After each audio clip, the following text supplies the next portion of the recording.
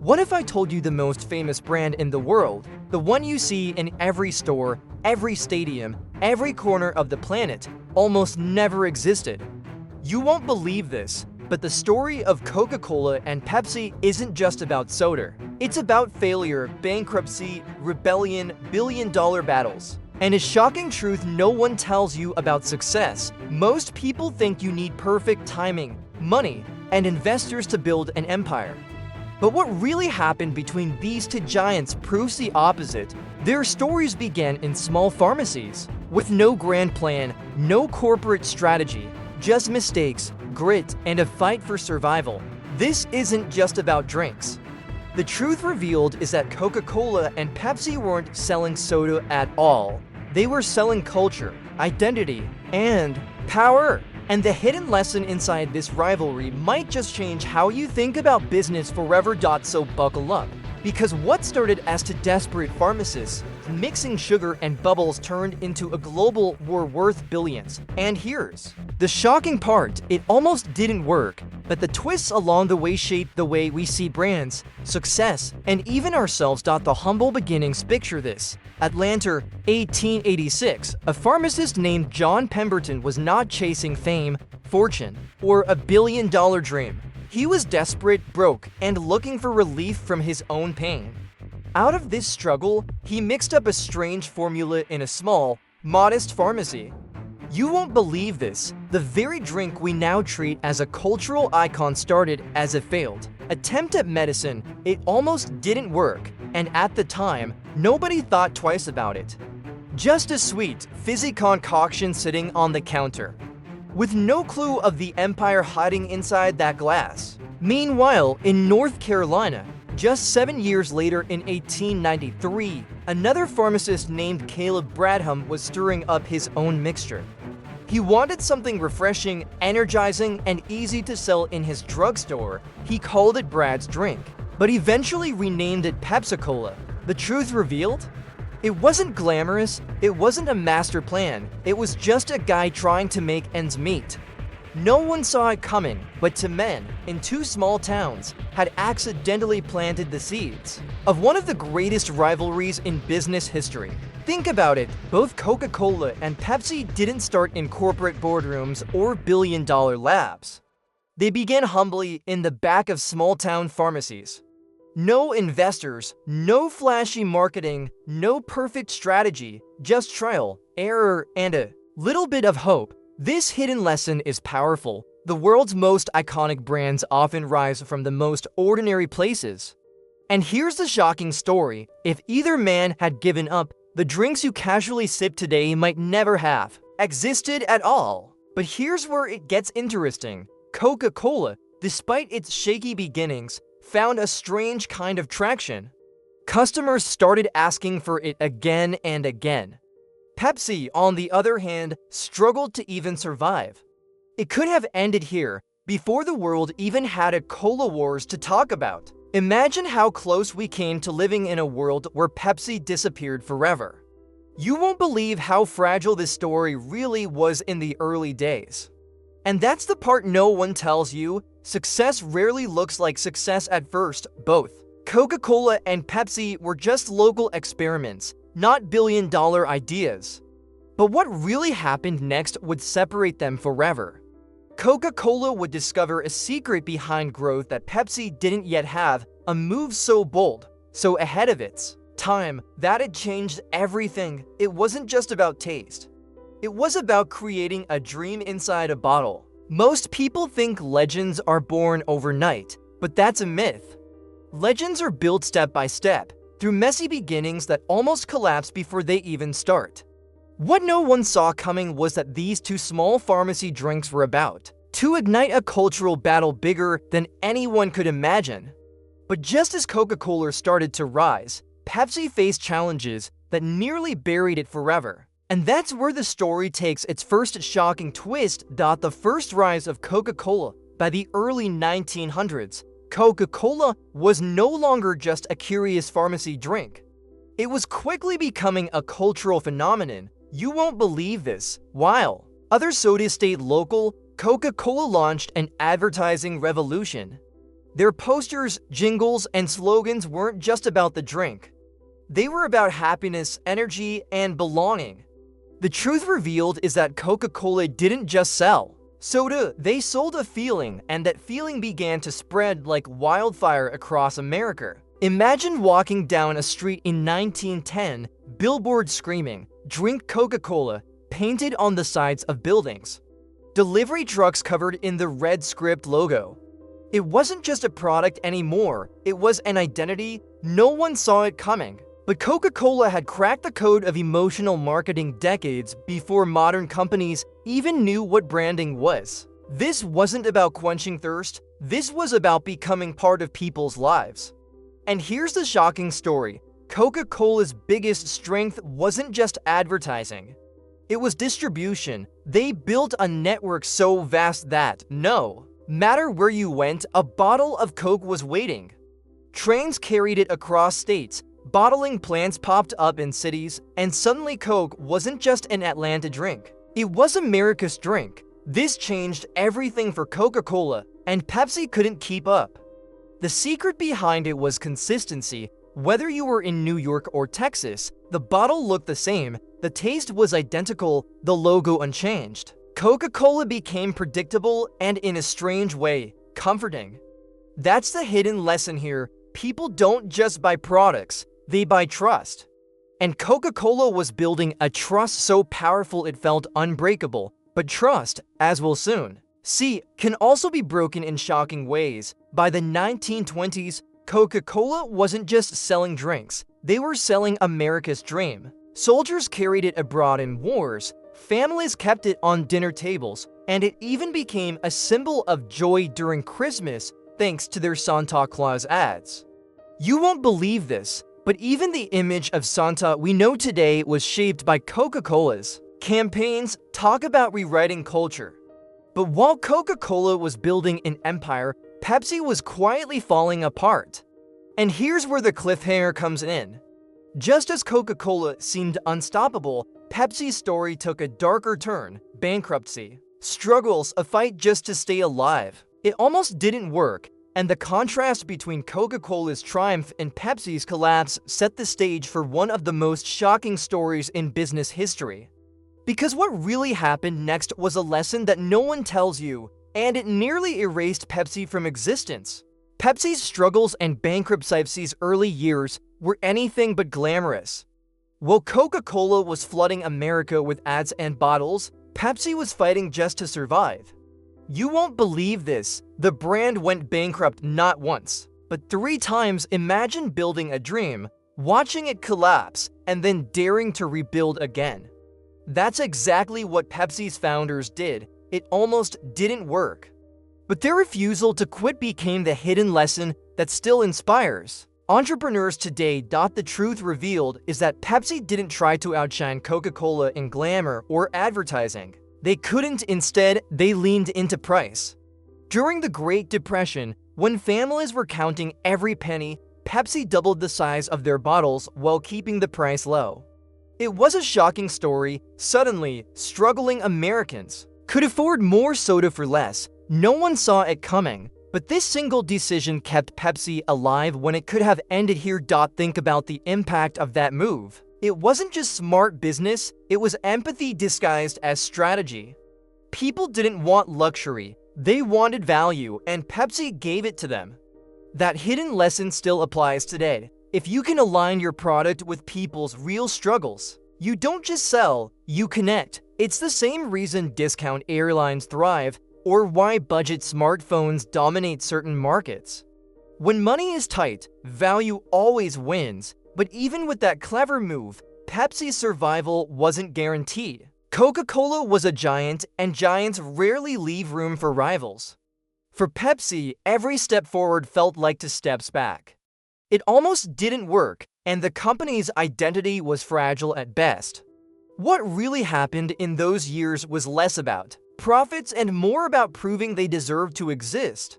And that fight was brutal. Here's the twist: Pepsi's persistence slowly began to pay off. They weren't winning yet, but they were learning. Each failure, each bankruptcy, each embarrassing stumble carried a secret behind it. the resilience to stand back up. That's something Coca-Cola never had to face in its early years. And ironically, those painful failures gave Pepsi an edge in creativity and risk-taking that would one day shock the world. But just when Pepsi was starting to find its footing, the world of business was about to change forever. The stage was set for one of the most aggressive marketing rivalries in history. And here's the shocking part. What no one tells you is that Coca-Cola's biggest mistake would give Pepsi the chance it had been waiting for. The Cola Wars were about to begin, and nothing would ever be the same. The Cola Wars of the 1970s-1980s. The 1970s marked a turning point that no one saw coming. Coca-Cola was still the undisputed leader, but Pepsi was tired of playing second place, so they launched one of the most shocking campaigns in advertising history, the Pepsi Challenge. In malls and public squares, people were asked to taste two unmarked cups. One Coke, one Pepsi. You won't believe this. The majority chose Pepsi, and suddenly, the underdog had a weapon powerful enough to shake the giant. What really happened? Next was genius marketing. Pepsi didn't just win a blind taste test. They won the hearts of a new generation. They branded themselves as the drink for young people, the rebellious choice. Coca-Cola was your parents' soda. Pepsi was yours. That hidden lesson is still used by brands today. When you can position yourself as the voice of youth, you don't just sell a product, you sell identity. And Pepsi didn't stop there. They brought in celebrities, Michael Jackson, Madonna, and even entire pop movements. You won't believe how powerful this was. Suddenly, drinking Pepsi wasn't about taste at all. It was about being cool, modern, and part of the cultural wave. The shocking story is that Pepsi became less about soda and more about music, fashion, and lifestyle. Coca-Cola had the tradition, but Pepsi had the future. But Coca-Cola wasn't going to sit back. In 1985, they made a move so bold it almost destroyed them. They reformulated their recipe and released what came to be known as New Coke. The truth revealed. People hated it. The backlash was immediate and brutal. Coca-Cola's phone lines were flooded with angry calls. Protests erupted, and the company realized it had made one of the biggest marketing mistakes of the century. Here's the twist. What no one tells you is that this mistake actually saved Coca-Cola. By pulling New Coke and bringing back Coca-Cola Classic, the company reignited love for the original formula. It was almost like reverse psychology. The crisis reminded people how much they cared about the original Coke, and sales skyrocketed. It could have ended here as a disaster, but instead, it became one of the most unexpected rebounds in business history. The Cola Wars weren't just about taste. They were about pride, identity, and billions of dollars in influence. Both brands threw punches with ads, slogans, and cultural battles that defined the 1980s. And just when it seemed the war had reached its peak, another battleground emerged. The shocking truth revealed. This fight wasn't just about who sold more soda. It was about who would conquer the entire world. Global expansion and billions at stake. By the late 1980s and into the 1990s, the Cola Wars had spilled far beyond American borders. Coca-Cola wasn't just a soda anymore, it was a global empire. You won't believe this. Coke was being sold in over 200 countries, from bustling cities in Europe to small villages in Africa. The truth revealed, for many people around the world, their first taste of America came in the form of a cold Coca-Cola bottle. It almost didn't work at first, but Coke's global strategy changed everything. Pepsi, however, wasn't backing down. Instead of fighting Coke head-on in the US, they turned to emerging markets. Russia, India, the Middle East, places where Coke had less dominance. No one saw it coming, but Pepsi built a surprising foothold in countries where Coca-Cola struggled. The hidden lesson here is clear. Sometimes the smartest move isn't attacking the leader's strength, but targeting the blind spots they ignored. And Pepsi had one shocking advantage. In 1972, they struck a deal with the Soviet Union. Yes, during the Cold War, while Coke symbolized capitalism, Pepsi was pouring into communist markets. You won't believe this, but at one point, Pepsi became the first American product sold in the USSR. The brand even accepted payment in vodka and, bizarrely, a fleet of old Soviet warships. What really happened sounded like satire, but it was deadly serious business. Meanwhile, Coca-Cola doubled down on culture, sponsoring the Olympics, music festivals, even political moments. Coke embedded itself into global identity. Their red and white logo became as recognizable as the cross or the dollar sign. This wasn't just soda, it was power, and that's the truth revealed. Coke wasn't competing for market share anymore. They were competing for culture itself. Who would own the hearts and minds of billions? The financial stakes were massive. Each year, billions of dollars poured into ads, distribution, and sponsorships. Coca-Cola became the world's most recognized trademark, while PepsiCo quietly built something even more impressive: diversification.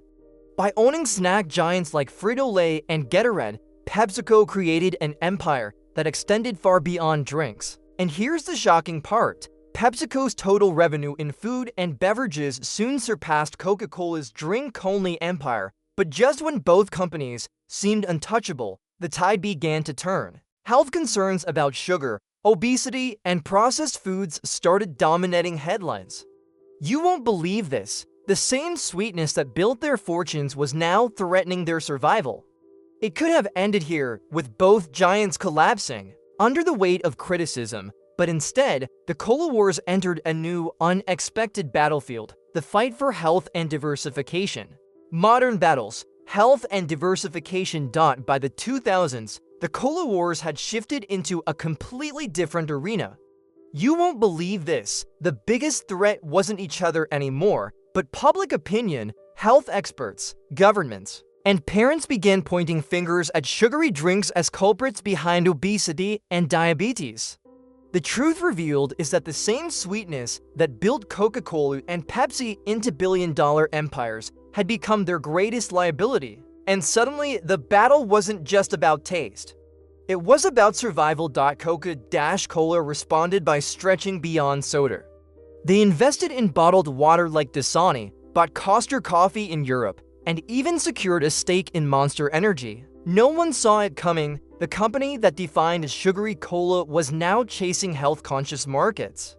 The hidden lesson: even the most iconic brands must reinvent themselves when the world changes. If Coke had stayed stubborn, it could have ended here, fading into irrelevance. Pepsi, on the other hand, played a broader game. PepsiCo wasn't just drinks anymore. It was snacks, sports fuel, and even breakfast. From Gatorade to Quaker Oats to Frito-Lay, they created a portfolio that reached consumers all day long. You won't believe this. While Coke remained king of beverages, PepsiCo quietly became richer by selling chips, oatmeal, and sports drinks. What really happened is that Pepsi's diversification gave them resilience Coke could only envy. But here's where it gets interesting: neither brand could ignore the backlash forever. Ads began focusing on lighter choices, smaller cans, and zero-sugar formulas. This wasn't just marketing spin, it was survival strategy.